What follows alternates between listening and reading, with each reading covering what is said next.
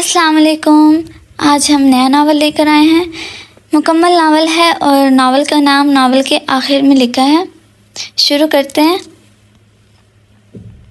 हम खुशी का एहसास करने के बजाय दूसरों को उस बात का यकीन दिलाते हैं कि हम बहुत खुश हैं। खुशी क्या है? एक पुरतमानियत एहसास, जब रूह हो ज़हन पर कोई बोझ ना हो, ज़ीस्त की रायगानी का अफसोस ना हो, रिश्तों के खुलूस और सदाकत पर एतबार कायम हो। वो वाकई खुश नहीं थी, ना ही मुतमईन और पुरसुकून थी। ज़हन और रूह पर भी अजब गिरानी ही थी, मगर वो फिर भी अपना भ्रम कायम रखने के लिए राफेल मुस्तफ़ा के सामने खुद को खुश और मुतमईन ज़ाहिर करने की कोशिशें कर रही थी, और राफेल मुस्तफ़ा जैसे ज़ीरक शख्स के सामने नाकाम रही थी। आखिर वो उसका बेहतरीन दोस्त था, पिछले 6-7 बरसों से साथ था। वो उसकी रग रग से वाकिफ़ हो चुका था, उसके मिजाज के सब मौसमों से आशना भी था। तभी तो उसके माबैन ज़बरदस्त अंडरस्टैंडिंग डेवलप हो चुकी थी, जिसके बाइस उनकी दोस्ती रोज़ बरोज़ पुख्ता और पायदार होती जा रही थी। राफेल मुस्तफ़ा अपनी बात के जवाब में उसके बोलने का मुंतज़िर बैठा था, मगर उसकी हनूज़ खामोशी पर जच हो गया था। वो उसे हमेशा की तरह बमा वल्दियत के मुखातिब करके बोला, तुम आखिर मान क्यों नहीं लेती हो कि तुम खुश नहीं हो, ना ही मुतमईन और पुरसुकून हो? फिर मेरे सामने ये खामख्वाह खुश नजर आने की एक्टिंग करने की क्या ज़रूरत है? मैं जानता हूँ तुम सिर्फ अपने बुज़ुर्गों के फ़ैसले की पासदारी और अपनी मोहब्बत का भरम रखने के लिए अपनी कीमती मताओं को दाव पर लगा रही हो, मगर मैं तुम्हें ऐसा करने नहीं दूँगा। इसावर इफ्तिखार खान, तुम इस नाम नेहाद बंधन में बंध कर खुश नहीं हो। खुशी हो तो दिखाई देती है, इसलिए किसी को ये बताना नहीं पड़ता कि आप खुश हैं। मान लो इसावर खान वो शोबिस की चमकती दमकती दुनिया का मुकम्मल हिस्सा बन चुका है। उसका लाइफस्टाइल बहुत ग्लैमरस और तब्दील हो चुका है। जाने कितनी गर्लफ्रेंड्स हैं जिनको साथी अदाकाराओं का लेबल लगाकर तुम्हें अहमक बना रहा है, फ़कत बहला रहा है तुम्हें। तोड़ दो उस नाम नहाद बंधन को, जो तुम्हें एहसास तहफ़्फ़ुज़ और खुशी देने के बजाय वफ़ा नाम की उम्मीद भी तुम्हारे हाथों से छीन ले। ये बेखबरी और खुद फरेबी की रोवश तुम्हारे अंदर के सच्चे जज्बों और यकीन को एक दिन मुर्दा कर देगी। इसावर के पास बोलने के लिए कोई जवाब, कोई वजाहत और कोई दलील ना थी। वो यकीन और बेयकीनी की कैफियत में गंग सी बैठी थी। वो हमेशा की तरह बेतकान बोलते बोलते थक गया तो इसावर खान की सुरमई आंखों में चुपचाप देखने लगा, और उसने इस डर से फ़ौरन निगाहों का रुख फेर लिया कि कहीं वो उसके अंदर का भेद ना पाले। इसावर खान के जामदो वजूद का सुकूत फिर भी ना टूटा तो वो अपने चेयर को परे धकेलते हुए उठ खड़ा हुआ और उसके दोनों बाजू को नरमी से थामता हुआ अपने मुकाबले खड़ा करता हुआ बोला, देखो सावर, शायद अभी तुम मुझे खुदगर्ज समझ रही होगी कि मैं अपनी वजह से तुम्हें शाम हैदर से बदजन कर रहा हूँ, मगर बहुत ऐसा हरगिज़ नहीं है। तुम पहले मेरी अजीज़ तरीन दोस्त हो, उसके बाद अगर हमारा कोई रिश्ता है तो तभी बनेगा जब मेरी तरह तुम भी मोहब्बत को महसूस करने लगो। तुम चाहे मेरी मोहब्बत को कभी कबूल ना करो, चाहे कभी मेरे जज्बों पर ईमान ना लाओ, लेकिन इतना यकीन कर लो, मैं अपनी सबसे अच्छी दोस्त के साथ कभी कुछ गलत बर्दाश्त नहीं कर सकूंगा। मेरा यकीन करो, वो तुम्हें धोखा दे रहा है, तुम्हारी मासूमियत और सादगी से फ़ायदा उठा रहा है। सबसे बढ़कर तुम्हारी बेखबरी उसे मौक़े फराहम कर रही है। शाम हैदर के इसलिए जानकर तुम टूट कर किरची किरची बिखरोगी। मुझसे ये बर्दाश्त नहीं होगा। ऐसा वक्त आने से पहले मैं तुमसे बहुत दूर चला जाऊँगा, लेकिन क्योंकि मैं तुम्हें तकलीफ़ में नहीं देख सकता। इस बार वो खामोश हुआ तो काफ़ी देर तक कुछ नहीं बोला, और आज हमेशा की तरह उसने राफेल मुस्तफ़ा के सामने शाम हैदर की हिमायत में कोई वजाहत नहीं दी थी। हालांकि राफेल अक्सर शाम हैदर की शोबे से हटकर दीगर सरगर्मियों के बारे में उसे मुतला करता रहता था, और वो हमेशा ये सोचकर राफेल की बातों को टालती रहती थी कि राफेल चूँकि एक जर्नलिस्ट है, जर्नलिस्ट का तो काम ही शोबिस की सेलिब्रिटीज़ की पर्सनल और प्रोफेशनल लाइफ की अच्छी बुरी सरगर्मियों पर नजर रखना होता है। लिहाजा जब राफेल को महसूस हुआ कि इसावर खान जानते पूछते शतरमुर्ग की तरह रेत में मुँह छुपाना चाह रही है, तो वो बिल्कुल खामोशी से उठकर उसके ऑफिस से निकल गया। वो अपनी शिकस्त राफेल मुस्तफ़ा पर जाहिर करना नहीं चाहती थी। उसके जाने के बाद इसावर खान के वजूद से शिकस्तगी यहाँ थी। उसने चेयर की पुष्ट से टेक लगाकर कुछ देर के लिए आंखें मूंद ली हैं। शाम हैदर को शोहरत की बुलंदियों तक रातों रात पहुँचाने में उसके नेचुरल एक्टिंग के साथ साथ उसके खुश किस्मती और इसावर खान के मैगजीन्स की एक्स्ट्रा स्पेशल पब्लिसिटी का भी हाथ था, जिसने शाम हैदर के फ़न और शख्सियत पर बहुत कुछ लिखा था।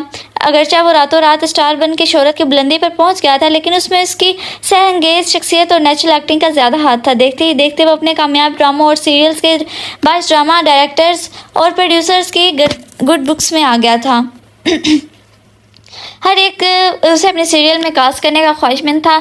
एक आम शख्स अचानक सुपरस्टार की सफ़ में शामिल होकर सेलिब्रिटी बन जाता है और पब्लिक डिमांड उसे इसके करियर के बामे उरूज तक पहुंचा देती है। इसावर खान भी जानती थी आजकल स्टार्स मीडिया और खबरों में रहने के लिए, शोहरत के असूल के लिए जानबूझकर अपनी पर्सनैलिटी को स्कैंडलाइज कराते हैं। उन्हें अपने नेक नामे और पारसाई से कोई गरज नहीं होती, वो सिर्फ मशहूर होना चाहते हैं। सुपरस्टार कहलाने का नशा ही कुछ और होता है। इसलिए सावर को लगता था कि हिशाम हैदर के साथ भी यही हुआ होगा, वरना वो अपनी ख़ानदानी इक़्तिदार, अपनी हदूद और क़यूद से अच्छी तरह वाकिफ़ है।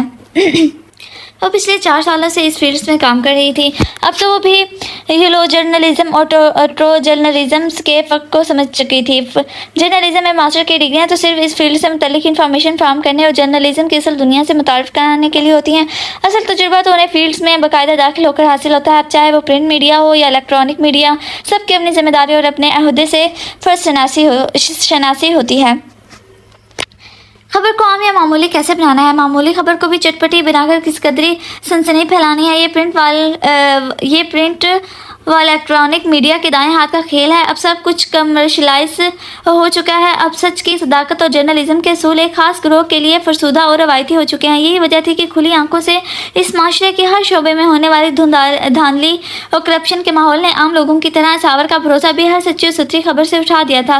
लिहाजा राफेल मुस्तफ़ा की बातों को उसने भी महज झूठी अफवाह और खुद साख्ता स्कैंडल की फर्जी कहानी से ज़्यादा नहीं समझा था। और सबसे बढ़कर उसकी आंखों पर हिशाम हैदर के अंधे एतमाद और यकीन की ऐनक लगी थी। अच्छा, मैंने तो आज तक पट्टी सुना था, सॉरी। इस ऐनक के पार उसे सब कुछ शिफाफ दिखाई देता था। और वो करती भी क्या? कैसे समझाती राफेल मुस्तफ़ा को कि मोहब्बत सोच समझ कर, प्लानिंग करके, नफ़ा नुकसान की जमा तफरी या तखमीना लगा कर नहीं की जाती, ये तो बस हो जाती है। और मोहब्बत की ये कहानी बरसों पर मुहित नहीं थी। जब 4 साल कबल हिशाम हैदर के नाम की रिंग सावर खान की उंगली में आते ही खुद ब खुद रफ्ता रफ्ता मोहब्बत का पौधा उसके अंदर पनपने लगा।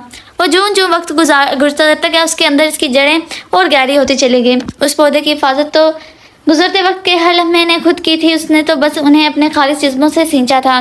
वो जानती थी 2 लोगों के ताल्लुक के माबैन शक ऐसी शय है जिसे लकड़ी के लिए आग, इसी तरह शक भी 2 दिलों के माबैन ताल्लुक को आग की तरह झुलसा के रख देता है। इस ताल्लुक की नाजुकी को बेहतियाती की ज़रा सी ठेस तोड़ के रख देती है। सावर खान पढ़ी लिखी समझदार लड़की होने के साथ प्रैक्टिकल सोच रखती थी, इसीलिए ऐसी कोई गलती करना नहीं चाहती थी जो उसके लिए और हिशाम हैदर के माबैन ताल्लुक के साथ साथ खूनी रिश्तों में किसी किस्म के तनाव या दरार का बाइस बने और में अहम किरदार अदा करती। हिशाम हैदर उसका फर्स्ट कज़न था। 4 साल कबल हिशाम के MBA और सावर के मास्टर्स से पहले दोनों ख़ानदानों की बाहमी रजामंदी खुशी से हिशाम और सावर की मंगनी कर दी गई थी, जिसमें सावर और हिशाम दोनों की पसंद और मर्ज़ी भी शामिल थी। उन दोनों हिशाम हैदर MBA कर रहा था जब उसे मॉडलिंग की ऑफ़र हुई और उसके बाद देखते देखते एक ऑफ़र कबूल करके वह कमर्शियल और ड्रामे की दुनिया का नंबर 1 स्टार बन गया। क्योंकि दोनों घराने कदर तालीम याफ्ता और रोशन ख्याल थे, लिहाजा सावर के साथ साथ किसी को भी हिशाम हैदर के इस वक्ती शौक़ पर कोई एतराज़ नहीं हुआ था। सब जानते थे कि MBA मुकम्मल करके उसने अपने पापा का बिजनेस संभालना है। अखबारात और साल में उसके खिलाफ छपने वाले स्कैंडल्स पर खानदान वालों के साथ साथ सावर खान ने भी कभी कान नहीं धरे थे। वो जानती थी कि मशहूर शख्सियात के मुतालिक इस तरह की खबरें शाया होती रहती हैं, मगर अपने बेहतरीन दोस्त और कुलीग राफेल मुस्तफ़ा की बात पर वो कुछ देर सोचने पर मजबूर हुई थी, जो हिशाम हैदर की ज़ात से मुतालिक झूठी अफवाहों को सच्ची कहानी साबित करने पर मुसर था। वो जानती थी कि राफेल कभी झूठ नहीं बोलता। उसकी दोस्ती के मामले में वो बेहद पुरखलूस और जज्बाती भी है, मगर चाहकर भी उसके लिए ये बहुत कठिन था कि वो राफेल मुस्तफ़ा की बात पर यकीन करती। उसे डर था कि अगर सच के आईने में उसने हिशाम हैदर की असल सूरत देख ली और राफेल मुस्तफ़ा की बातों पर ईमान ले आई तो मोहब्बत का वो बूथ टूट कर रेजा रेजा होकर बिखर जाएगा। वो अपना यकीन और एतबार टूटते नहीं देख सकती थी। हालांकि रेत में शुतुरमुर्ग की तरह मूंछ पाने से हकीकत नहीं बदलती, मगर वो ऐसा करने पर मजबूर थी और साथ ही दुआ गो भी थी कि राफेल मुस्तफ़ा की बातों में कोई सच्चाई ना हो। बंद कमरे की तन्हाई में उसके जहन में पलती कश्मकश और वजूद के अंदर फैलती बेचैनी मजीद बढ़ गई थी। उसे लगा कमरे में हबस बढ़ गया है, चनाचा वो इस तरह की कैफियत में उठकर कमरे से बाहर निकल गई। राफेल और सावर यूनिवर्सिटी में साथ पढ़ते थे। ऑनर्स से लेकर मास्टर्स तक वो दोनों साथ साथ रहे थे। वो दोनों का पसंदीदा मजमून और शोबा एक ही था। दोनों ने क्लास फेलो होने के हैसियत से एक साथ जर्नलिज्म और मास्टर्स किया था और साथ ही मुकामे महानामे को ज्वाइन किया। दोनों में दोस्ती और अंडरस्टैंडिंग थी। ये महज इत्तेफाक की था कि दोनों मुख्तलिफ अज़हान, सोच और नज़रियात के हामिल इंसानों के तर्ज़ फ़िक्र और ख़यालात में हैरत अंगेज़ मुमासलत पाई जाती थी, लिहाजा उनमें ज़हनी मुताबिकत लाज़मी अमर था। सावर और राफेल मुस्तफ़ा के माबैन ऐसा ही था। सावर खान शहर के मारूफ बिजनेस में मैन इफ्तिखार हैदर खान की बेटी थी, जबकि राफेल मुस्तफ़ा का ताल्लुक भी ऊपर क्लास से था। वो अपने शौक की खातिर जर्नलिज्म की फील्ड में आया था, वरना वो लैंडलॉर्ड फैमिली से ताल्लुक़ रखता था। उसके बावजदाद जुद्दी पुश्ती जिम्मेदार थे और उस वक्त अंदरूनी सिंध में उसके ख़ानदान की हज़ारों एकड़ ज़मीन मौजूद थी, मगर उसके बाबा हाकिम खान निज़ामानी शहर के माया नाज इंडस्ट्रियलिस्ट थे। उन्होंने बहुत जोर लगा के राफेल अखबार की मामूली नौकरी छोड़ के अपने बड़े भाइयों की तरह बिजनेस में शामिल होकर उनके साथ हाथ बिटाए, लेकिन राफेल ने साफ इनकार कर दिया। बिजनेस में उसका इंटरेस्ट नहीं था, लिहाजा घर में वो सबसे छोटा और माँ बाप का लाडला होने के बाद किसी ने उसके साथ ज़बरदस्ती नहीं की थी। हालांकि उसके पढ़े लिखे अखबार के कलम और कलम की कारदार धारे से जख्मी होने वाले सोसाइटी के नाम नहाज शरफा और ब्यूरोक्रेसी के बड़े बड़े करप्ट आए दिन हाकिम खान ने ज़मानी तक उसकी कारकर्दगी की खबरें शिकायतनामे पहुँचाते रहते थे और हाकिम खान की हर सरजंश और हाथ होला रखने की ख्वाहिश के बावजूद राफेल ने अपने फ़र्ज जिम्मेदारी से मुंह मोड़ते हुए कलम से नाइंसाफ़ी नहीं होने दी थी। जो माशी को हमेशा सच और हक का आईना दिखाता था, उसने कभी अपने प्रोफेशन और कलम की हुर्मत पर हर्फ नहीं आने दिया। वो तो मैगज़ीन और अखबार के चीफ एडिटर सावर के पापा इफ्तिखार हैदर खान के दोस्त थे, वरना राफेल की शिकायतें सरगर्मियों के जवाब में अब तक उसे नौकरी से निकाला जा चुका होता। दरअसल 4 साल कबल यूनिवर्सिटी से फर्स्ट पोजीशन में जर्नलिज्म में मास्टर्स कंप्लीट करने पर सावर खान के बाबा ने उससे वादा किया था कि पहले वो उनके दोस्त के अखबार में काम करके तजुर्बा हासिल करे, फिर वो उसकी ज़ाती रोज़नामा निकालने की इजाज़त देंगे। लिहाजा सावर और राफेल ने मुश्तरका मशवरे से एक अखबार और मैगज़ीन को ज्वाइन किया था। सावर मैगज़ीन की सब एडिटर थी और राफेल एडिटर था, मगर आजकल वो सियासी इश्यूज़ और करंट अफेयर्स पर लिखे जाने वाले कॉलम्स को छोड़ के अचानक ही शोबिस के स्टार्स की पर्सनल एक्टिविटीज़ को हाईलाइट करने के लिए अपनी कारकर्दगी का मुजाहरा दिखाते हुए बड़े बड़े हीरोज़ को ज़ीरो बनाने पर तुला हुआ था। सियासतदानों की तरह वो भी अब सियासी खबरों और तबसरों से उकता गया था। हालांकि शोबिस इसका शोबा नहीं था, फिर भी वो गैर मुतल्लका शोबे में टांग अड़ा रहा था, क्योंकि यहाँ मामला उसकी बेस्ट फ्रेंड्स की ज़िंदगी का था। वो जानते बूझते हक़ाइक़ से चश्म पोशी कैसे इख्तियार कर सकता था। इस वक्त शोबिस वर्ल्ड का top model actor Hisham Haider, जो कि सावर खान का कज़न मंगेतर भी था, एक्टिंग और मॉडलिंग से ज़्यादा शोबिस की मारूफ और टॉप गर्ल मारिया खान की ज़ात में ज़रूरत से ज़्यादा इंटरेस्ट ले रहा था। शहर के मारूफ होटल्स, रेस्टोरेंट्स, काफ़ी हाउस के अलावा अब तो वो एक साथ ड्रामों की शूटिंग के सिलसिले में मुल्क से बाहर भी साथ साथ दिखाई दे रहे थे। और कुछ लोगों का तो कहना था उन्होंने प्रोड्यूसर्स और डायरेक्टर्स को अपने लिए अलग-अलग होटल रूम्स बुक कराने से मना कर दिया, और उनके इस बोल्ड स्टेप ने शोबिस की गर्मा गर्म खबरों की दुनिया में हलचल मचा दी, जिसके बाद मुल्क में ये खबर सरगर्म हो गई कि हिशाम हैदर मारिया खान ने खुफिया शादी कर ली है। राफेल मुस्तफ़ा उसका बेहतरीन और मुखलिस दोस्त होने का हक अदा करते हुए उसे एक बात से बाखबर कर रहा था, और मोहब्बत और एतबार की ऐनक पर मुस्तकिल पड़ती गिरद के इस बार भी सब कुछ शिफाफ देखने पर मुसर थी। उस रोज़ उसकी मुस्तकिल चुप और नो रेस्पॉन्स से तंग आकर राफेल बहुत जज्बाती होकर उसके ऑफिस से निकला, और उस रोज़ के बाद से उसने अखबार के ऑफिस आना छोड़ दिया था। उसके घर फोन करने पर मालूम हुआ था कि उसने अपने बाबा का बिज़नेस ज्वाइन कर लिया है। अनकरीब वो यूके में खोली अपनी नई फर्म का चार्ज संभालने के लिए यहाँ से चला जाएगा। सब जब से सावर ने यह खबर सुनी थी और राफेल से मिलकर उस बारे में बात स्पर्श करना चाहती थी कि वो ऐसा क्यों कर रहा है। उसे यकीन ही नहीं आ रहा था कि राफेल जर्नलिज्म लाइन को छोड़ भी सकता है।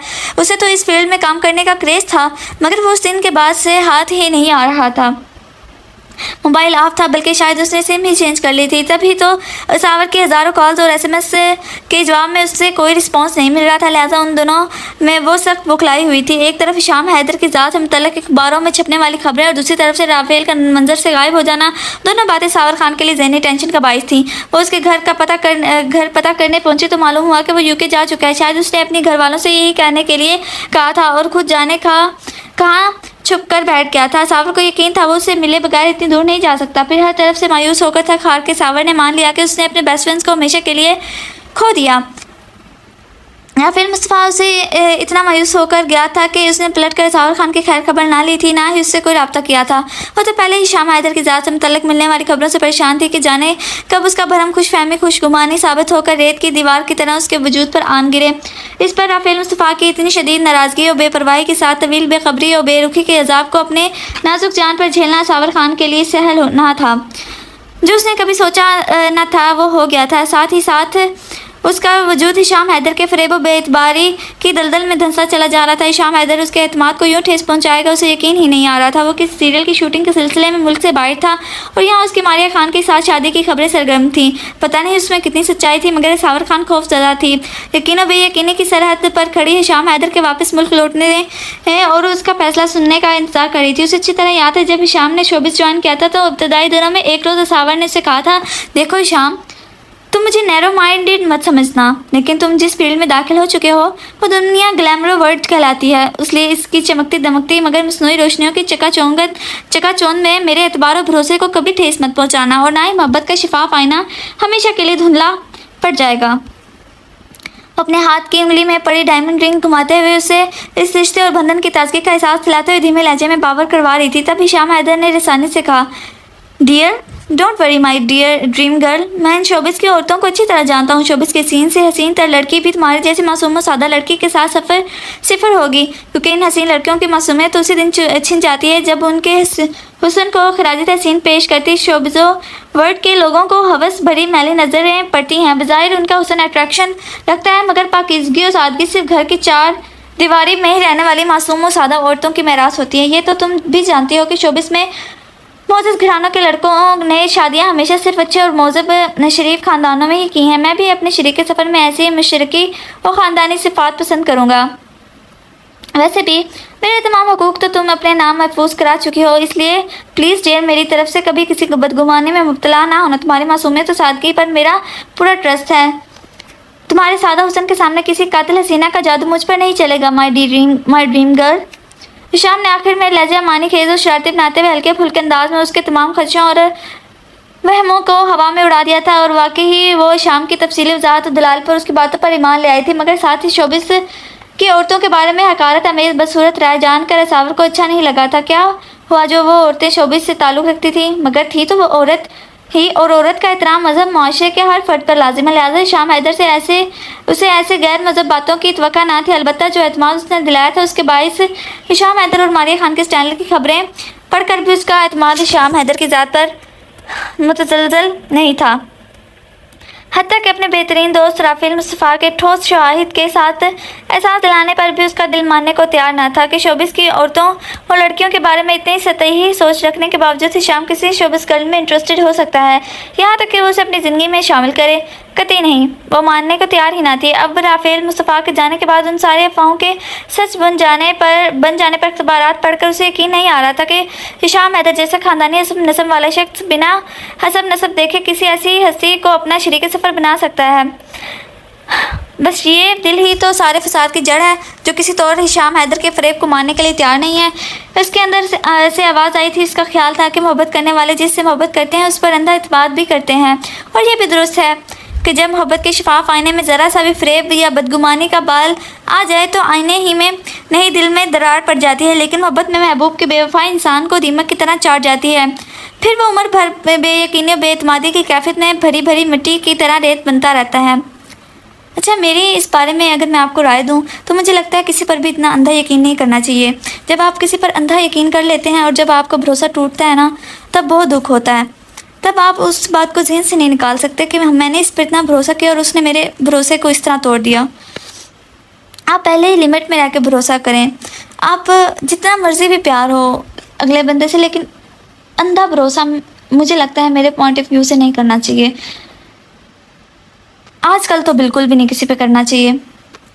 आगे पढ़ते हैं। सावर खान की कैफियत भी उन दिनों ऐसे ही थी, और एक दिन ये कैफियत हिशाम हैदर के वापस लौटने पर एक शदीद सदमे में मुब्तला कर गई। जब बैरून मुल्क शूटिंग से वापस आने पर के बाद हिशाम हैदर ने एक शाम उसके घर आकर सबके सामने मारिया खान से अपनी शादी का इतराफ़ करके उन अफवाहों के सच होने की तस्दीक कर दी थी। देखा, मुझे पता था ऐसे ही होगा।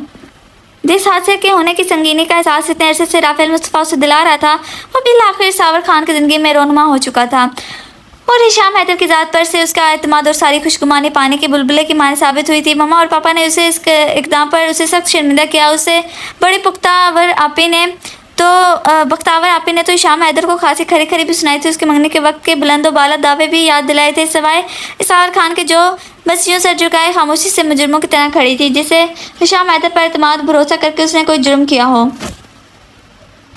क्या जाने शाम ने उन सब के सामने मजीद क्या वजाहतें दी थी, कौन से दलाइल और जवाब पेश किए थे, उसे कुछ पता ना चला क्योंकि वो वहाँ शाम के सामने ज़्यादा देर ठहरी नहीं थी। वो अपने कमरे में आकर बंद हो गई थी। शाम के वालिदैन ने भी अपने बेटे की नादानी पर भाई भाभी से आकर बाकायदा माजरत की थी। वो इसके इस इकदाम से बेखबर थे। शाम ने कोर्ट में मैरिज कर ली थी। अलबत्ता सावर का सामना करने की इनमें हिम्मत ना थी, हालांकि वो उससे बहुत शर्मिंदा थे। सबसे ज़्यादा नुकसान तो उसी का हुआ था, मगर उसके चचा इफ्तिखार हैदर खान और चची शीरीं बेगम ने उससे मिलने बगैर ही चले गए थे। उस दौरान बख्तावर आपी ने उसे बहुत मॉरल सपोर्ट दी थी। वो बहन होने से ज़्यादा उससे हमेशा दोस्तों वाला रिश्ता निभाती थी। इसलिए तो सावर खान जल्द ही हिशाम हैदर के दिए फ़रेब के सदमे से बाहर आकर फिर से अपनी नॉर्मल रूटीन में मसरूफ़ हो गई थी और बाकायदगी से अखबार के ऑफिस जा रही थी। मगर इस जज्बाती बहरान के नाजुक वक्त में उसने अपने बेस्ट फ्रेंड राफेल मुस्तफ़ा की कमी को शिद्दत से महसूस किया था। तो जाने कहाँ जाकर छुप गया था और कोई पता भी नहीं दिया था। लेकिन शायद अच्छा ही हुआ था कि वो यहाँ नहीं था, वरना सावर को उस हाल में देखकर न जाने वो क्या कर बैठता। सावर जानती थी उसे इस तकलीफ से बचाना चाहता था। वो होता तो इसे इस हाल में कैसे देख पाता। सबसे बढ़कर उसकी शाम हैदर से मुतल्लिक़ कई बातें दुरुस्त साबित हुई थी। फिर उसका सामना कैसे कर पाती। शाम हैदर पर अपना मान और भरम टूट जाने पर वो कितनी शर्मिंदा थी। शायद इसीलिए वो उससे दूर चला गया था।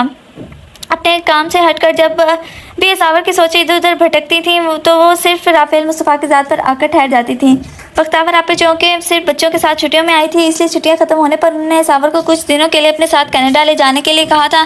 कम के माहौल तब्दील होने से सावर ज़हनी तनाव की इस कैफियत से बाहर आ सके, लेकिन सावर ने अपने अखबार की जॉब की वजह से सहूलत से उन्हें मना कर दिया था। लिहाजा वो उसे ढेरों अपना ख्याल रखने की हदायतें देकर कनाडा सुधार रही।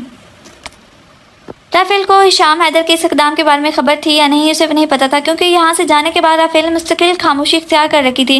उसे इस बार सावर से इतना ज़्यादा नाराज़ हो गया था कि सेल फ़ोन पर भी रब्ता करने से गुरेज़ा था। इतना हर्ट तो शायद वो उसे सावर के इनकार पर भी नहीं हुआ था जब उसने सावर के लिए अपनी पसंदीदगी का इज़हार किया था और सावर ने शाम हैदर के साथ इंगेज होने के बाद राफेल को मना कर दिया था। शायद इस बार उसका इस सावर से दोस्ती का मान टूटा था कि जो उसने राफेल की बातों की सच्चाई पर एतबार ना करके बजाय शाम की ज़ात को काबिल भरोसा और यकीन जाना था।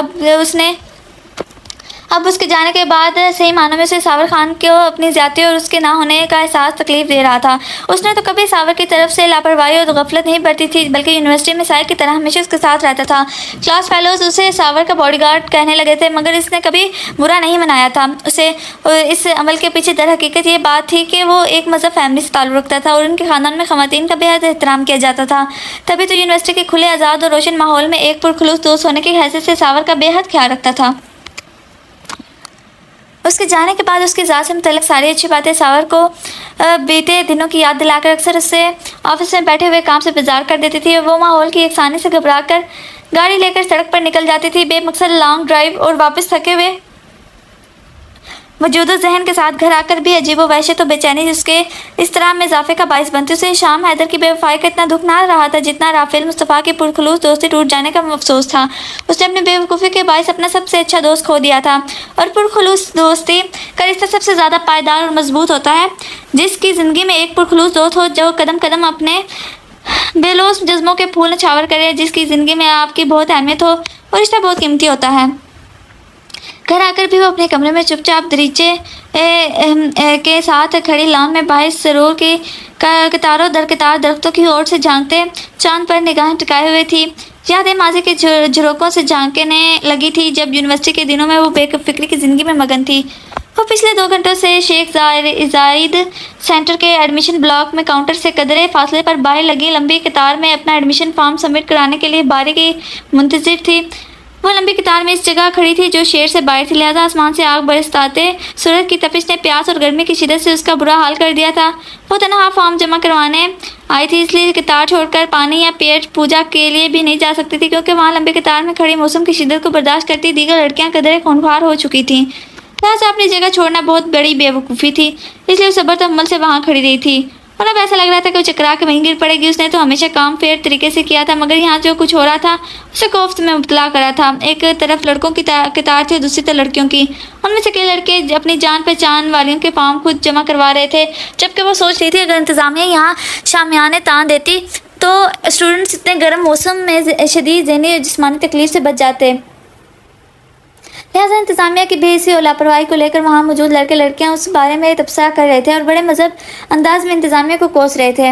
असावर ने तो लेट होने के ख्याल से सुबह नाश्ता भी ठीक से ना किया था, इसलिए उसका बुरा हाल था। इससे पहले कि वो सच में भूख और प्यास से चकरा के वहीं गिर जाती, अचानक एक नौजवान उसकी जानिब आया और बड़े मज़ेब अंदाज में उससे मुखातिब हुआ। लाइए आपका फॉर्म मैं जमा करवा दूँ, तब तक आप वहाँ छाँव में बैठकर थोड़ा आराम कर लें। अगर अपनी बारी का इंतजार करती रहीं तो शायद रात तक यहीं खड़ी रहेंगी। उस नौजवान ने उसके हाथ से फॉर्म और पे ऑर्डर की स्लिप ली थी और उसके कुछ बोलने से पहले ही आगे काउंटर की जानिब बढ़ गया था और सावर खान गुमसुम सी खड़ी रह गई थी। दरअसल दूसरी कतार में खड़ा वो न जाने कब से उसे वॉच कर रहा था। अब अपनी बारी आने पर उसने अपने फॉर्म के साथ सावर का भी फॉर्म जमा करा दिया था। वो करीबी लान में कदरे छाँव में बैठ गई थी। थोड़ी देर बाद वो एडमिशन स्लिप लेकर वापस उसके पास आया था। उसे मुखातिब करके बोला था, ये ले अपनी अमानत। वैसे इत्तेफाक की बात है कि मेरे और आपके ऑप्शनल सब्जेक्ट सेम है। इसका मतलब है आप मेरे डिपार्टमेंट में होंगी और शायद हम क्लास फेलोज भी होंगे। वो शायद काफ़ी दोस्ताना मिजाज रखता था, इसलिए अजनबी होने के बावजूद उसे ऐसे पुरस्कून लहजे में बातें कर रहा था जैसे बरसों की शनासाई हो। साबर खान बस खामोशी से उसे सुन रही थी और जब वो खामोश हुआ तो वो जवाबन बोली थी, थैंक्स। अगर आप ना आते तो शायद आज मैं अपना फॉर्म सबमिट नहीं कर सकती थी। भूख और प्यास से मुझे बहुत चक्कर आ रहे थे, मगर आपने मेरी हेल्प करने में थोड़ी भी देर कर दी होती तो वाकई में बेहोश हो जाती। Thank you very much for this kindness. असावर की बात सुनकर वो फ़ौरन अपनी जगह से उठ खड़ा हुआ। सॉरी मैम, आपने पहले क्यों नहीं बताया? आपको वो हिमालय की चोटी सर करने घर से भूखी प्यासी निकली हैं। ठहरिए, मैं आपके लिए कुछ खाने पीने के लिए ले आता हूँ। वो एक बार फिर उसे कुछ बोलने का मौका दिए बगैर जा चुका था। थोड़ी देर बाद वो वापस आया तो उसके हाथ में शापर और कैन जूस थे। वो शापर और कैन असावर की जाने बढ़ाकर अपना जूस खोलकर वहीं घास पर आलती पालती मार कर बैठ गया था। उससे पहले कि सावर खान एक बार फिर उस अजनबी मेहरबान शख्स का शुक्रिया अदा करती, वो फ़ौरन बोला, मेरा नाम राफेल मुस्तफ़ा है। प्लीज़ अब शुक्रिया अदा मत कीजिएगा, क्योंकि जामिया का स्टूडेंट होने की हैसियत से मैंने अपनी हम जमात साथी की हेल्प की है और दोस्तों को तो थैंक्स और सॉरी नहीं कहते। लम्हों में उसने सावर खान को दोस्ती की ऑफ़र भी कर दी थी। जवाबन उसने मुमनो नज़रों से उसे देखते हुए उस पर क्लोज और केयरिंग शख्स पर बिना किसी झिझक और तरद्दुद के एतमाद करते हुए कहा था, मेरा नाम सावर खान है, फिर भी मैं तुम्हारा शुक्रिया ज़रूर अदा करूँगी। अलबत्ता बाद में पक्की दोस्ती होने पर थैंक्स और सॉरी नहीं चलेगा। Thank you Rafael for everything. मुझे तुम्हारी दोस्ती मंजूर है। सावर ने मुस्कुराते हुए आखिरी जुमला अदा किया। फिर वो अपनी गाड़ी में बैठकर अपनी मंजिल की जाने पर रवाना हो गए। ये राफेल मुस्तफ़ा से उसकी पहली मुलाकात थी और पहली मुलाकात में वो उसे बहुत मैच्योर, मैनर्ड और केयरिंग लगा था। इसलिए सावर खान ने राफेल मुस्तफ़ा की दोस्ती पर एतमाद करने में देर नहीं लगाई थी और राफेल मुस्तफ़ा ने आज तक इस एतबार की आबगीनों को कभी ठेस नहीं पहुँचाई थी। इन दिनों शाम हैदर, जो उसका फर्स्ट कज़न था, से उसकी मंगनी मुतवक्का थी। बड़ों के दरमियान तो बचपन में ही उनकी निस्बत तय कर दी गई थी। अलबत्ता बाकायदा मंगनी की रस्म के ऑनर्स के दौरान हुई थी। जब वो अगले रोज़ उस खबर के साथ यूनिवर्सिटी पहुंची, राफेल को मंगनी के बारे में बताया तो कुछ देर तक वो कुछ नहीं बोला था। फिर एकदम प्रशासित लहजे में इसमोते हुए बोला तो बेसाख्ता मुस्कुराने पर मजबूर हो गई। यार, मुझे हरगिज़ उम्मीद नहीं थी कि तुम इतनी कंजूस होगी। मंगनी कर ली और मुझे बुलाया तक नहीं, ऊपर से मिठाई के साथ आने के बजाय खाली हाथ चली आई हो। Very bad.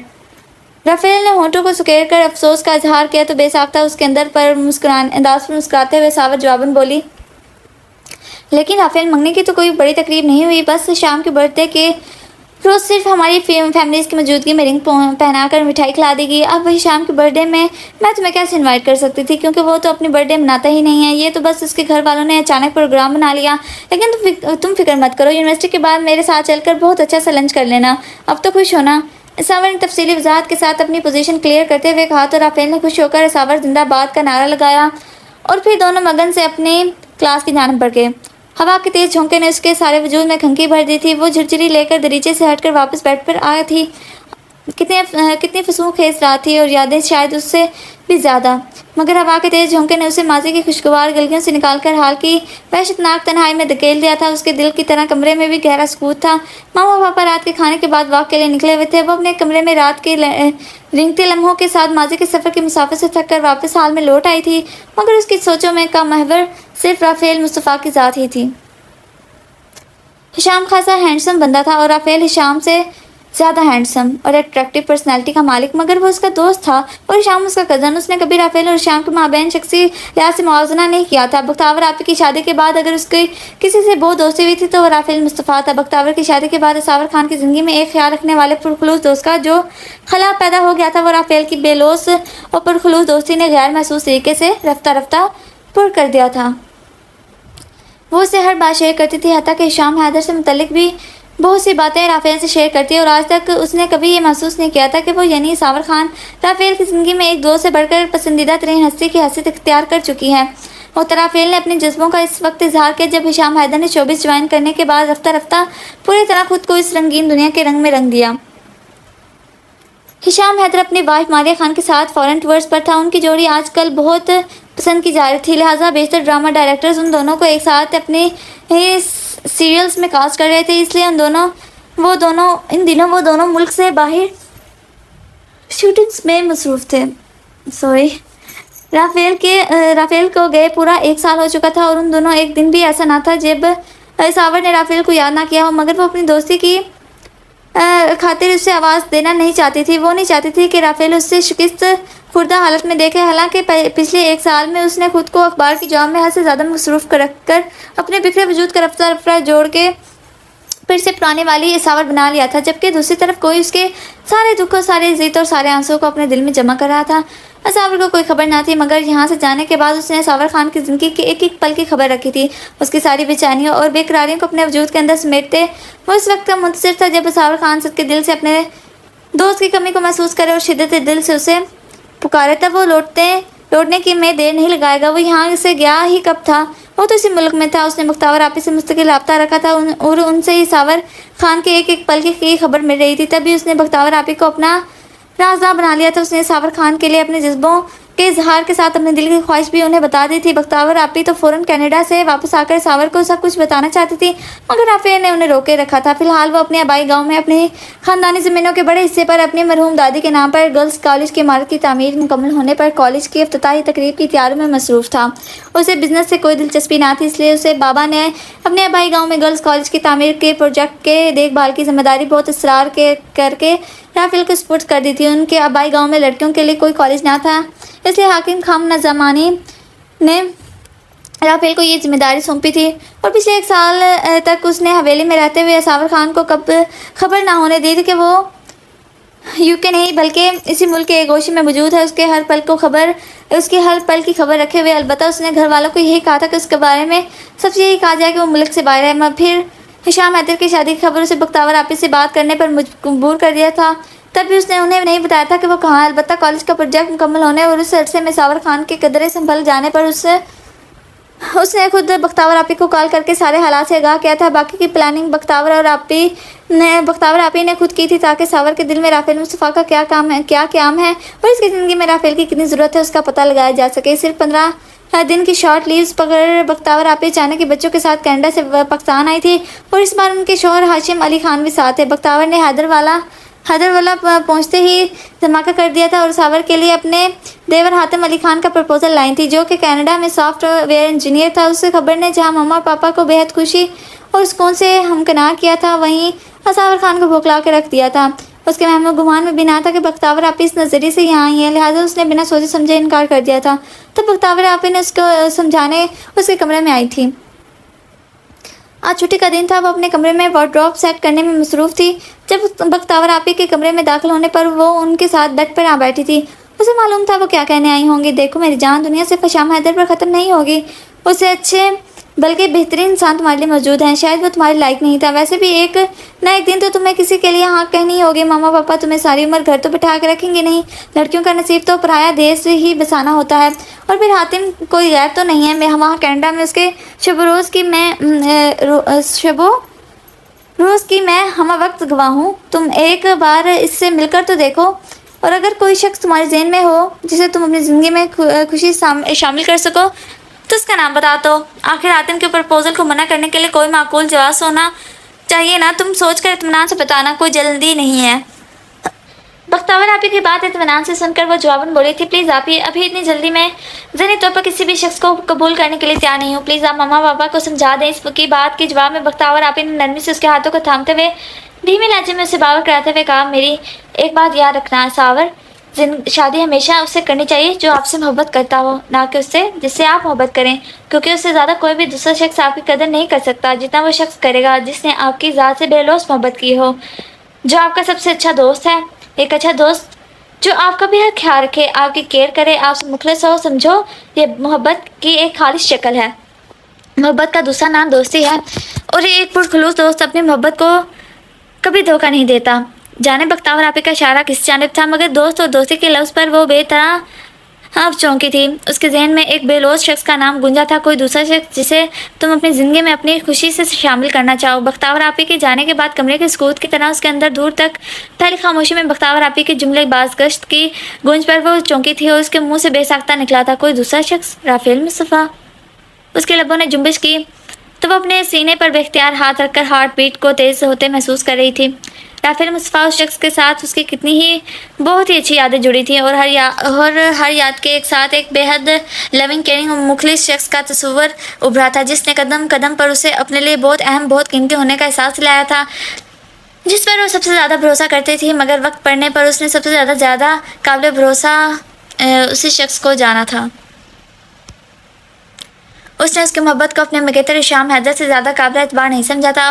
वो शख्स अपने बेलोस खलूस की इस नाकदरी पर सावर खान से बेहद नाराज़ होकर उसकी ज़िंदगी से चुपचाप निकल गया था।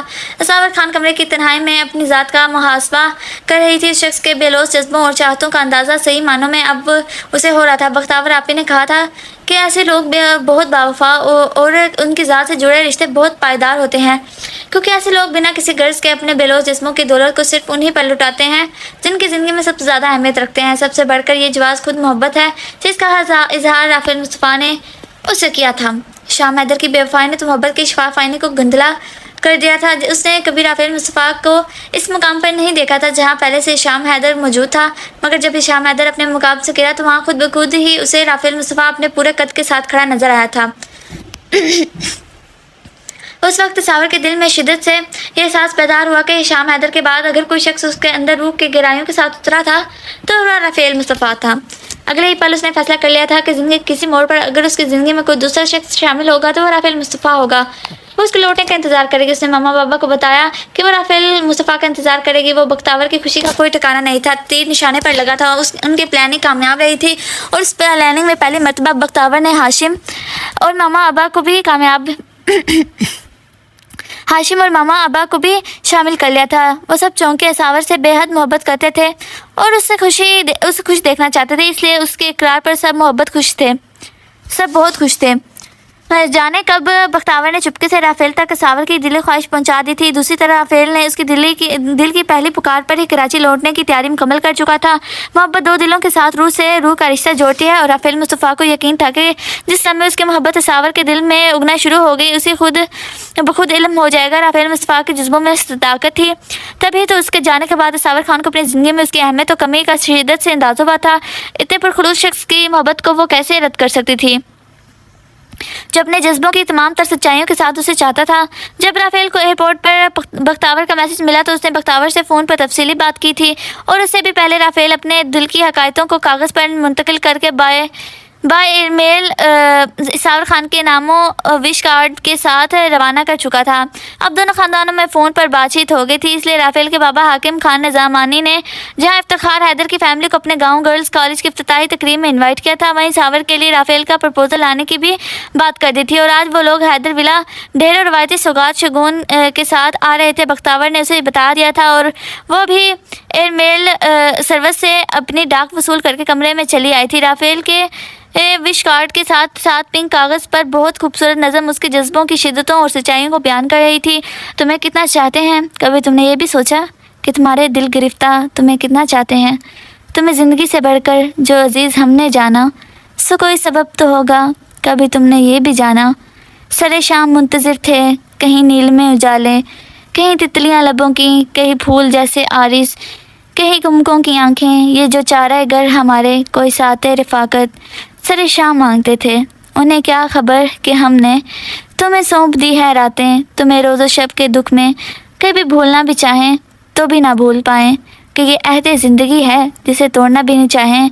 जिस वक्त वो अपने कमरे में बैठी राफेल का भेजा लेटर पढ़ रही थी, तभी बख्तावर ने उसे घर में मेहमानों की आमद की इत्तला दी थी और उसे तैयार होकर नीचे डाइनिंग रूम में आने का कहकर चली गई थी। राफेल के पेरेंट्स और भाई भाभी उसका प्रपोजल लेकर हैदर विला पहुँच चुके थे। बख्तावर आपी ने राफेल के कहने पर सावर से असल बात छुपाई थी और अब वो सरप्राइज़ राफेल उसे खुद देने कुछ देर में यहाँ पहुँच रहा था। खत पढ़कर उसने मारी से हाथ की उंगलियों की पोरों से कागज़ पर लिखे उनको खुशनुमा हयात आफरीन लफ्ज़ों के लम्स की नरमाहट को छुआ था और दिलकशी से मुस्कुराती हुई वार्डरोब की जानिब बढ़ गई थी। थोड़ी देर बाद वो पिंक चिकन जॉर्जेट के स्टाइलिश मगर नफीस सूट में बालों को क्लिप के किए नेचुरल लिपस्टिक के साथ ड्रेसिंग टेबल के सामने खड़ी खुद पर परफ्यूम स्प्रे कर रही थी। तभी अपने पुष्प पर आईने में राफेल मुस्तफ़ा की सूरत नजर आई थी। वो कब कमरे में आहिस्ते से दाखिल हुआ, सावर को पता ही ना चला। अब उसे अपने इतने नज़दीक देकर सावर घबरा के बेसाख्ता पलटी थी और राफेल ने उसे शानों से थाम लिया था। ये जो चारे घर तुम्हारे कोई साते रफ़ाकत सरे शाम मांगते हैं। राफेल उसके कान के पास शौकी से गुनगुनाया था और सावर ने पजल होने के बावजूद जवाबन अपनी गुनहरी लंबी पलकें उठाकर धीरे से कहा था, ये तुम्हारे दिल गिरफ्ता तुम्हें कितना चाहते हैं। असावर ने नज़म को अपने मतलब के मुताबिक तब्दील कर लिया था। राफेल ने बेसाख्ता शौक होकर मज़ीद उसके नज़दीक होते पूछा, कितना? तब सावर ने उसके हाथों को नरम गिरफ्त से अपने हाथों को छुड़ाते हुए दरवाजे की जानिब तेज़ी से कदम बढ़ाए थे। फिर पलटकर शरारत से अंगूठा दिखाते हुए कहा था, इतना। उससे पहले कि राफेल उसकी शरारत के जवाब में कोई जवाबी कार्रवाई करता और सावर दरवाजे के बाहर कदम बढ़ाती उस अपने पीछे राफेल मुस्तफ़ा की पुरस्कून और तमनीयत दिलकशी से भरपूर हंसी ने हयात में मोहब्बत के फूल ही फूल खिलने की नवीद दी थी। और दिल ही दिल में अल्लाह का शुक्र अदा करते मेहमानों के खुश आमदीद कहने के लिए डाइनिंग रूम की जाने बढ़ गई थी। डाइनिंग रूम की सिमत बढ़ते सावर के कदमों में एक अजीब सी मिठास और हल्कापन था, जैसे वो ज़मीन पर नहीं बल्कि हवाओं में तैर रही हो। 4 साल की उसकी तवील और तपती मुसाफत के बाद जिसमें शाम हैदर की बेवफाई का जहर और राफेल की दूरी का कुर्ब शामिल था, आज का दिन उसकी ज़िंदगी का सबसे खूबसूरत और यादगार दिन बन चुका था। बशर्तिका वो अब भी ख्वाब ना देख रही हो। उसने गहरा सांस लिया, अपने हवास को मुज्तमा किया और डाइनिंग रूम के भारी पर्दे को एक साथ सांस लिया और अपने हवास को मुज्तमा किया। सॉरी, ये मुझे लगता है मैं रिपीट कर रही हूँ। हाँ, उसने गहरा सांस लिया, अपने आवाज़ को मुज्तमा किया और डाइनिंग रूम के भारी पर्दे को एक सिमत सरकाकर अंदर दाखिल हो गई। डाइनिंग रूम का माहौल इस वक्त कहकों और रवायती गुफ्तगू से ज़ाफ़रान बना हुआ था। सोफे पर हाकिम खान निज़ामानी और इफ्तिखार हैदर पुराने दोस्तों की तरह एक दूसरे के हाथ पर हाथ मारकर माजी के किस्से दोहरा रहे थे, जबकि दूसरी सिमत शीरी बेगम और राफेल की वाला मिठाई के उल्ट पलट में मसरूफ़ थी। बख्तावर आपी ने जैसे ही असावर को दाखिल होते देखा, उनकी आंखों में एक शरारती चमक उभरी। वह फ़ौरन अपनी जगह से उठी और असावर का हाथ थाम कर उसे राफेल की वालदा के सामने ले आई। लीजिए अम्मी जान, ये रही हमारी असावर खान, जिसका आपको कब से इंतज़ार था। बख्तावर ने मानी खेज नज़रों से उसे सावर खान को देखते हुए कहा, जिस पर सावर की गालों पर हया की गुलाबियाँ मज़ीद गहरी हो गईं। राफेल की वालदा ने मोहब्बत पाश नज़रों से सावर के सरागपे को देखा और आगे बढ़ते हुए अपने गले से लगा लिया। उनके वजूद से आने वाली संदल की मानूस खुशबू ने सावर के दिल के उखड़े हुए सुकून को एकदम जैसे एक पनाहगाह फराहम कर दी थी। उन्होंने सावर के माथे पर प्यार दिया और अपने हाथ में पहनी हुई सोने की भारी और रवायती नौरतन की चूड़ियाँ उसके नाजुक कलाइयों में सरका दी। खुदा तुम्हें हमेशा हंसता मुस्कुराता रखे मेरी बच्ची। राफेल ने तुम्हारी सादगी और इखलास की जो तारीफ़ें की थी, तुम तो उससे भी कहीं बढ़कर हो। हाकिम साहिब, देखें हमारी जोड़ी कितनी भागो इन है। भगवान नहीं क्या हमारी जोड़ी कितनी भगवान है। उन्होंने फ़ख्र से अपने शोर को मुखातिब किया, जिन्होंने इस बात में सर हिलाते हुए इफ्तिखार साहब को मुबारकबाद दी। मामा और पापा के चेहरों पर इत्मीनान की जो लहर इस वक्त मौजूद थी, सावर ने पिछले 1 साल में वो सुकून वहाँ नहीं देखा था। वो समझ गई थी कि रिश्तों का ये खूबसूरत आना बाना और बुजुर्गों की ये खुशी ही दरअसल हकीकी खुशी होती है, जिसके लिए वो हिशाम हैदर के झूठे शराब के पीछे भाग रही थी। उसी दौरान राफेल मुस्तफ़ा भी बड़े भाइयों के साथ डाइनिंग रूम में दाखिल हुआ। उसने सफ़ेद कलफ लगे कुर्ते पर गहरे नीले रंग की वास्कट पहन रखी थी, जिसमें उसकी पुरकशिश और वजीहा शख्सियत मज़ीद निखर कर सामने आई हुई थी। उसकी नज़रें सबसे पहले डाइनिंग रूम के गोशे में खड़ी असावर पर पड़ी, जिसके चेहरे पर हया और होंठों पर एक धीमी सी मुस्कुराहट थी। राफेल ने सब बुजुर्गों को बारी बारी सलाम किया और पापा इफ्तिखार हैदर के पास जाकर बैठ गया। इफ्तिखार साहब जब चौंके, राफेल ने गाँव का प्रोजेक्ट भी पूरा कर दिया और अपने दादी के नाम पर गर्ल्स कॉलेज का इफ्तिताह भी अगले हफ्ते है, तो मेरी ख्वाहिश है कि हम इस नए काम के साथ ही इन दोनों के निकाह की रस्म भी वहीं गाँव की हवेली में सादगी और रवायती तरीके से सर अंजाम दें। हाकिम खान ने चाय का मग मेज़ पर रखते हुए मुद्दा बयान किया। पापा ने मुस्कुराकर सावर की तरफ देखा, जो नजरें झुकाए खड़ी थी। हाकिम साहब, मुझे और शीरीन को इस पर क्या एतराज़ हो सकता है। सावर की खुशी ही हमारी पहली खुशी है और आखिरी तरजीह है। अगर बच्चे राजी हैं तो हमें अगले हफ्ते की तारीख पर कोई एतराज़ नहीं। पापा के इस जुमले पर डाइनिंग रूम एक बार फिर मुबारकबाद के आवाज़ से गूंज रहा था। तकरीब के इख्तिताम और मेहमानों की रुखसती के बाद शाम के साए गारे हो रहे थे, जब राफेल ने वदाई सलाम कहते हुए सावर को एक कागज़ की चिट थमाई, जिस पर लिखा था, सरे शाम लॉन के पुराने नीम के दरख्त के पास तुम्हारा मुंतज़िर रहूँगा, इनकार की गुंजाइश नहीं है।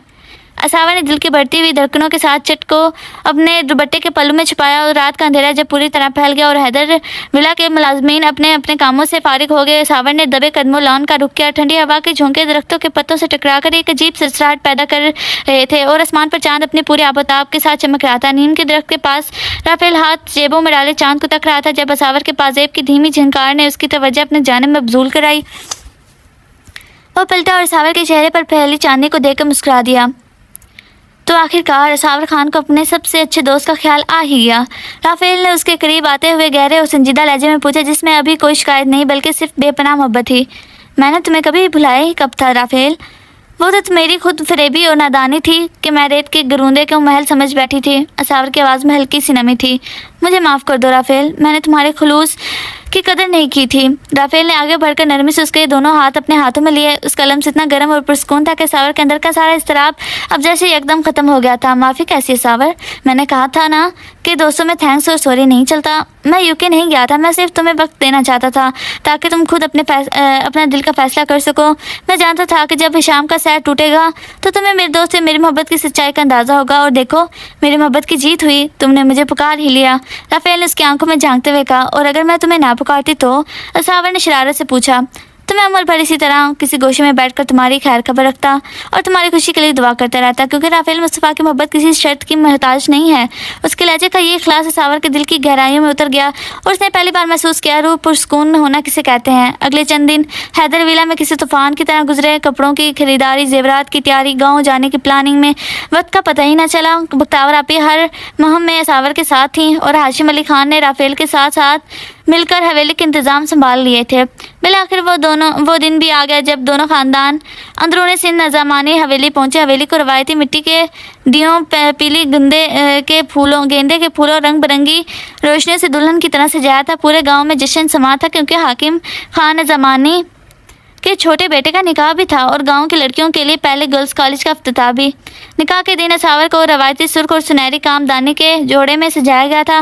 बालों में गूंधे हुए मोगरे के गजरे की खुशबू पूरे कमरे में फैली हुई थी। जब काजी साहब ने असावर से शाम हैदर के बारे में राफेल मुस्तफ़ा नज़मानी के नाम पर कबूल है कहने का तकाजा किया तो उसके दिल में कोई खौफ, कोई हिचकिचाहट और कोई मलाल न था। उसने पूरे यकीन और बुलंद आवाज़ में 3 बार कबूल है कहा। निकाह के फ़ौरन बाद राफेल मर्दाने से उठकर जनाना हवेली के इस कमरे में आया जहां असावर अकेली बैठी आईने में अपना अक्स देख रही थी। राफेल ने दरवाज़ा बंद किया और धीरे धीरे उसके पीछे आकर खड़ा हो गया। आईने में दोनों का अक्स एक मुकम्मल और खूबसूरत तस्वीर पेश कर रहा था। एक ऐसी तस्वीर जिसमें फ़रेब की कोई गुंजाइश नहीं थी, सिर्फ सच्ची दोस्ती और लाजवाब मोहब्बत का रंग था। राफेल ने झुककर उसके कान के पास धीमे से गुनगुनाया कि ये अहद ज़िंदगी है जिसे तोड़ना भी चाहें तो कभी ना तोड़ पाएँ। असावर ने मुस्कुराकर आईने में उसकी आंखों में देखा और अपने हाथ राफेल के मजबूत हाथों में दे दिए, ये जानते हुए कि अब उसकी ज़िंदगी का हर मौसम खुशगवार, पुरसुकून और तमानियत से भरपूर होगा। निकाह की इस खूबसूरत और यादगार शाम के बाद नज़मानी हवेली का माहौल रवायती जश्न और खुशियों से महक रहा था। हवेली के वसी अरीज सहन में लगी रंग बिरंगी बत्तियां और फिजा में रचे मोगरे और संदल की खुशबू सावर के दिल में एक अजीब सा सुरूर घोल रही थी। रात के पिछले पहर जब तमाम मेहमान अपने अपने कमरों में जा चुके थे तब राफेल सावर का हाथ थामे इस हवेली के सबसे ऊपरी छत पर ले आया जहाँ से पूरा गाँव चांद की तरह धीमी चांदनी में नहाया हुआ दिखाई दे रहा था। सर्द हवा का एक तेज झोंका सावर के सुर्ख और रूसी दुपट्टे को उड़ा ले जाने पर जिद करने लगा तो राफेल ने बड़ी नरमी से दुपट्टे का पल्लू पकड़कर उसके सर पर जमाया और उसके दोनों शानों पर अपने हाथ रख दिए। तो अब बाकायदा तौर पर सावर खान राफेल मुस्तफ़ा की शरीके हयात बन चुकी हैं। इनसे ज़्यादा तो मुझे खुशी हो रही है। सच बताओ सावर, अब भी सहन पर कोई बोझ या जीस्त की रायगानी का कोई अफसोस बाकी है? राफेल ने गहरी और मोहब्बत पाश नजरों से उसके चेहरे को तकते हुए पूछा, जिसमें अब तंज का कोई ज़रा भी ना था, सिर्फ अपने प्यार को पा लेने का मान। सावर ने अपनी घनी पलकें उठाकर राफेल की सुरमई और सच्ची आंखों में झांका जहाँ मोहब्बत का एक बहरे बेकरार मुज्जन था। उसने धीरे से नफ़े में सर हिलाया। कोई बोझ नहीं है राफेल, बल्कि आज मुझे पहली बार एहसास हुआ है कि रूह का पुरस्कून होना और रिश्तों के खुलूस पर अंधा एतबार कायम होना किसे कहते हैं। तुमने मुझे खुद फरेबी के इस अंधे कुएं से निकाला है जिसमें खुद को रोज़ मार रही थी। सावर की आवाज़ इस बात की शिद्दत से थोड़ी भारी हो गई थी। राफेल ने उसके चेहरे को अपनी उंगलियों के पोरों से छुआ और मुस्कुराकर बोला, मैंने तो बस अपना फ़र्ज़ निभाया था सावर। एक सच्चा दोस्त अपनी सबसे कीमती मता को तमाशा बनते कैसे देख सकता था। शाम हैदर ने शोबिस की चमक दमक में जिस सच्चे हीरे को खो दिया वो हमेशा के लिए मेरे दिल की जीनत है। अगली सुबह हवेली में एक नई चाय पहल का आगाज़ था। ये सिर्फ असावर की नई ज़िंदगी की पहली सुबह नहीं थी बल्कि पूरे गांव के लड़कियों के लिए एक तारीखी दिन था। हाकिम खान ज़मानी की देरीना ख्वाहिश और राफेल की एक साल की अनथक मेहनत के नतीजे में तैयार होने वाला अम्मा जी गर्ल्स कॉलेज आज बाकायदा इफ्तिताह था। सावर ने सफ़ेद और हल्की गुलाबी रंग का नफीस लिबास सेबतन किए हुआ था जो उसकी सादगी और मुश्किल हुस्न को मज़ीद चार चांद लगा रहा था। जब वो राफेल और ख़ानदान के दीगर बुजुर्गों के साथ कॉलेज की नई और शानदार इमारत के सामने पहुंची तो वहाँ गांव की सैकड़ों लड़कियां और उनके वालिदैन मौजूद थे जिनके चेहरों पर तालीम की नई रोशनी पाने की सच्ची खुशी साफ देखी जा सकती थी। इफ्तिताही तकरीब के दौरान जब हाकिम खान ज़मानी को रिबन काटने के लिए मदऊ किया गया तो उन्होंने माइक के हाथ में लेकर सबके सामने बड़ा ऐलान किया, ये कॉलेज मेरी मरहूमा वालदा का ख्वाब था जिसे मेरे छोटे बेटे राफेल ने पूरा किया है। लेकिन आज इसकी इफ्तिताही पट्टी का रिबन मैं नहीं बल्कि अपने खान मायानाज सहाफ़ी दोस्त इफ्तिखार हैदर खान की बेटी और मेरी छोटी बहू सावर खान काटेगी जो खुद जर्नलिज्म और मास्टर्स होल्डर है और अब इस कॉलेज की एजाज़ी निगरान होगी। हाकिम साहब किस ऐलान पर पूरा पिंडाल तालियों की गूंज से लर्जा उठा। सावर भौंकला कर राफेल की तरफ देखा जिसने मोहब्बत भरे अंदाज में उसे आगे बढ़ने का इशारा किया। सावर ने लरजते हाथों से कैंची थामे और जैसे ही रिबन काटा गांव के बच्चों ने फिजा में फूलों की पत्तियां निछावर कर दी। इसी लम्हे सावर की आंखों में खुशी के आंसू थे और पापा इफ्तिखार हैदर का सर फ़ख्र से बुलंद हो चुका था। पिछले एक साल का सारा दर्द जैसे एक लम्हे की खुशी ने धो डाला था।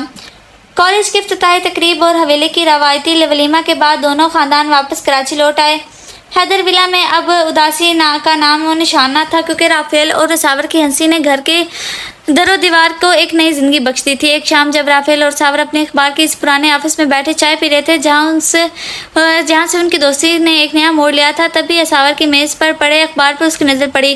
अखबार के फ्रंट पेज पर हिशाम हैदर और मारिया खान की तलाक और शोबिस के एक नए स्कैंडल की खबर जली हरूफ में छुपी हुई थी जिसमें हिशाम हैदर की साख बुरी तरह मुतासर होने का जिक्र था। अब सावर ने एक गहरा सांस लिया और अखबार को उल्टा करके रख दिया। अब उसके दिल में ना तो हिशाम के लिए कोई गुस्सा था और ना ही कोई मलाल क्योंकि उसने सोना खोकर हीरे को जो पा लिया था।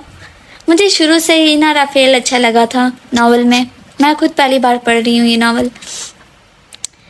बल्कि सिर्फ एक अफसोस था कि इंसान शोहरत के अंधे नशे में अपने मुखलिस रिश्तों को कैसे पामाल कर देता है।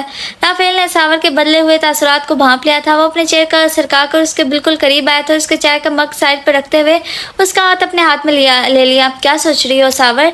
अब भी उस दमकती दुनिया के झूठे स्कैंडल्स तुम्हें परेशान करते हैं? राफेल ने संजीदगी से पूछा। सावर ने नफ़ी में सर हिलाया और राफेल के हाथ पर अपनी इस गिरफ्त मजबूत कर दी। नहीं राफेल, अब मैं ये क्या है? अब मैं येलो जर्नलिज्म और ट्रो जर्नलिज्म के फ़र्क के साथ साथ सच्ची और झूठी मोहब्बत का फ़र्क भी अच्छी तरह समझ चुकी हूँ। शाम हैदर ने जिस शोहरत और ग्लैमर को अपनी ज़िंदगी का सबसे बड़ा असासा समझा वो देखो उजड़ गया। वो कितनी खुशकिस्मत हूँ कि मुझे शोहरत के इस शराब के बदले एक पुरखलूस दोस्त और एक सच्चा लाइफ पार्टनर मिल गया जो मेरे वजूद के हर मौसम से वाकिफ़ है। राफेल के चेहरे पर एक दिलकश से भरपूर और पुरस्कून मुस्कुराहट उभरी। उसने सावर की आंखों में देखते हुए धीमे और शौक लहजे में वही नज़म दोबारा दोहराई। तुम्हें रोज़ो शब के दुख में कभी भूलना भी चाहें तो भूल ना पाएं कि ये अहद ज़िंदगी है जिसे तोड़ना भी चाहें। सावर ने बात काटते हुए राफेल के जुमले को मुकम्मल किया। तो कभी तोड़ ना पाएं। ऑफिस के बंद कमरे में दोनों का मुश्तरका हंसी और ज़हनी मुताबाकत की वही पुरानी गूंज एक बार फिर जिंदा हो चुकी थी, मगर इस बार उसमें दोस्ती के साथ एक पाकीज़ा बंधन का यकीन और तहफ़्फ़ुज़ शामिल था जिसे दुनिया का कोई स्कैंडल, कोई फ्रेब और कोई दूरी अब कभी तोड़ नहीं सकती थी। सावर खान अब बाकी खुश मुतमईन और पुरसुकून थी। राफेल मुस्तफ़ा के नाम के सच्चे भरम के साथ कराची की तेज़ रफ्तार ज़िंदगी के बरअक्स हैदर विला की बालकोनी का माहौल इस वक्त बिल्कुल अलग और सहर अंगेज़ था। रात के 12 बज चुके थे और पूरा शहर खामोशी की चादर ओढ़े सो रहा था, मगर राफेल और सावर की दुनिया भी में ज़िंदगी का सबसे खूबसूरत और रोमानवी पहर अभी शुरू हुआ था। आसमान पर चांद पूरा था। उसकी धीमी चांदनी जैसी रोशनी बालकोनी के संगे मरमर के फर्श पर रक्स कर रही थी। समंदर की तरफ से आने वाली ठंडी नम आलूद हवा के झोंके बालकोनी के रेशमी पर्दों को आहिस्ता से हिला रहे थे जिससे फिजा में एक अजीब सी सरसराहट पैदा हो रही थी। सावर बालकोनी की रेलिंग से टेक लगाए रात के इस पहर पर पुरसुकून मंजर में खोई हुई थी। उसने इस वक्त गहरे जामनी रंग का रेशमी नाइट सूट पहन रखा था, जिस पर उसके खुले स्याह रेशमी बाल कमर पर बिखरे हुए थे और हवा के दोष पर